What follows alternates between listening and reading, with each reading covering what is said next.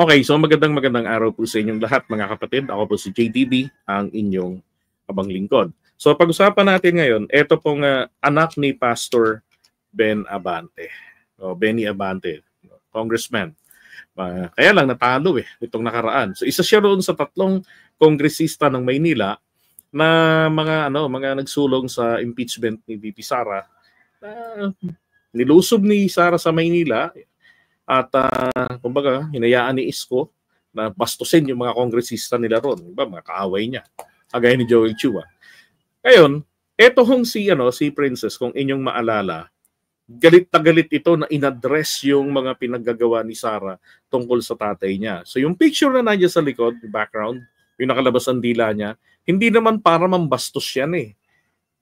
May kasama yan sa picture, si Einstein, ginagaya niya.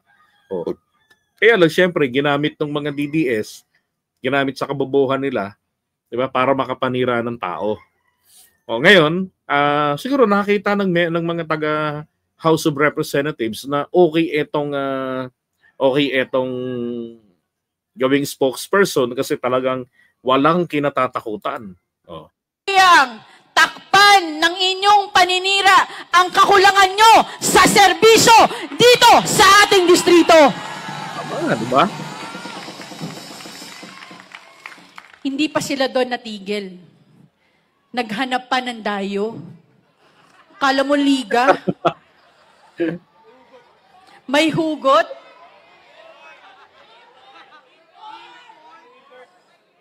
Tatayo ka dito sa aming lungsod.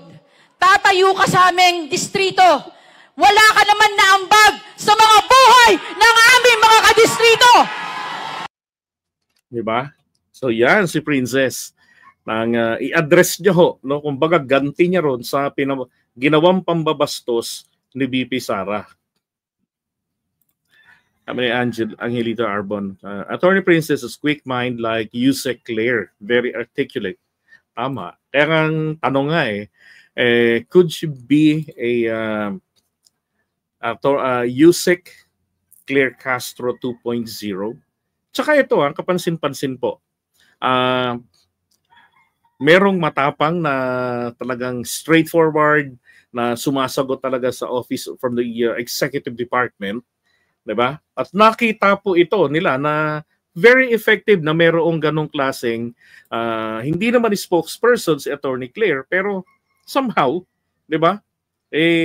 Parang gano'n na kasi siya yung nag-anunsyo, siya na rin yung sumasagot direkta, 'di ba? Parang gano'n na rin yung papel niya bilang undersecretary. Siya yung nakalaan na humarap doon sa National Press Club sa Malacanang Press Corps, Malacanang Press Corps sa MPC.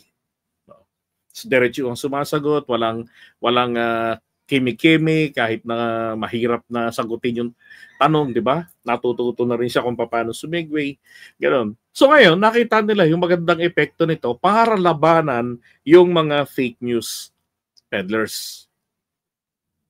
So, kahapon, ay hinire siya ng House of Representatives, nina Velasco, para maging spokesperson nila. Ito po nga, pagiging spokesperson niya is pangkabuuhan ito. Pangkabuuhan ito ng Kongreso.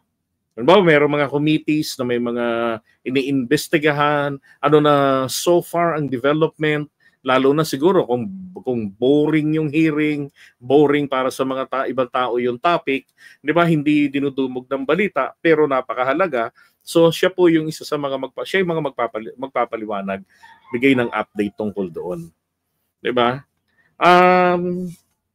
Sayang si Congressman Abante, pero palagay ko, hindi ho sayang. May purpose ang Diyos sa lahat ng nangyayari. Sino ho ba ang mag-aakala na yung anak niyang matapang na isang edukada, isang abogada rin, katulad ni Sara, di ba? Na hindi natakot kay Inday ang magiging kauna-unahan na spokesperson o tagapagsalita ng House of Representatives. Di ba? So, ito lang yung iniisip ko. Paano, ano na mangyayari doon sa Young Guns? Diba? We have Young Guns na sila yung mga nagpe-press con palagi, tapos meron ng press conference, di ba? meron ng lagi kasi may press conference ang Young Guns. So, parang halos araw-araw. Tapos meron pa sila nito, 'di ba? So tingin ko yung mga atake ng mga grabe kasi yung paninira din ginagawa ng mga DDS diyan sa mga taga House of Representatives. No. So ngayon merong matapang nakakaharap sa kanila na sasagot, pero mga katanungan lang naman syempre yan ng press, 'di ba? Pero mainam na rin yun na merong talagang sumasagot sa kanila. Not necessarily, doon lamang, tingin ko ang magiging papel nito, kahit na hindi tinatanong ng press, so po pwede siyang magpatawag ng press briefing, di ba? Tapos doon niya ma-deliver kung ano yung gustong ipasabi ng House of Representatives para sa taong bayan. Tama yan, maganda yung ganyan. Tapos Speaker Martin, dapat magkaroon din siya ng hiwalay na na tagapagsalita niya. 'Di ba? Yan ang maganda na yung palagi na merong fake news na ibinato. Andiyan agad kayo, sagot kaagad kayo. Yan ang pinaka-importante ngayon. Yan ho yung pinakamabisa na panlaban sa mga fake news peddler. 'Di ba? Yung sagot ka agad. Oh. Yan ang pinakamaganda. Hindi yung kagaya ng estilo ng Pangulo natin, napaka-passive, which is his greatest failure dahil po sa kanyang stand na ganyan, nawiwili itong mga demonyong mga kumakalaban sa kanya. Ang epekto tuloy, ang imahe ng ating bansa ang nasisira. 'Di ba?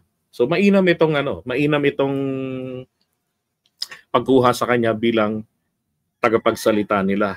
Ay, sigurado yan. Diba? Iyak na naman ang mga DDS dyan. Katulad na lang nito, kay Boy Corriente, nakita ko yung post kanina. Sabi niya, si Attorney Larry Gadon, ang bagong PCO chief.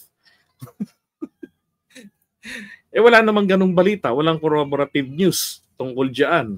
Diba? Sa Facebook, so ano mga SOCMED account, comment ako, sabi ko, ikaw naman, Mr. Fake News Peddler. Paniniwalaan ka na naman ng mga DDS dyan. Diba? Yun ho si problema natin. Alam nyo rin sa Pilipinas, napakalakas po yung first impression, diba? Last. Kahit na nagpaliwanag na, sinagot na, pinananatili pa rin ng mga kababayan natin sa isipan nila yung unang mali na narinig nila. Problema, they don't evaluate kung ano yung narinig nila. Most of them, ganun, hindi na nag-iisip. Pero kung may tanong sila, sa kanila na ipaliwanag na, itatanong pa rin nila yan. Nagtataka nga, sabi ko na ipaliwanag ko na po yan sa content. Napanood niyo po yun. Bakit pagdating dun sa comment section, pag binasa ko hala, baliktad, taliwas. Diba? Okay, so yan. Maganda yan, maganda yung ginawa nila. Si Velasco ang nag-hire sa kanya yung sa Secretary General. At start siya kahapon under ng 19th Congress and hopefully continues yan hanggang sa pagtawid sa 20th Congress.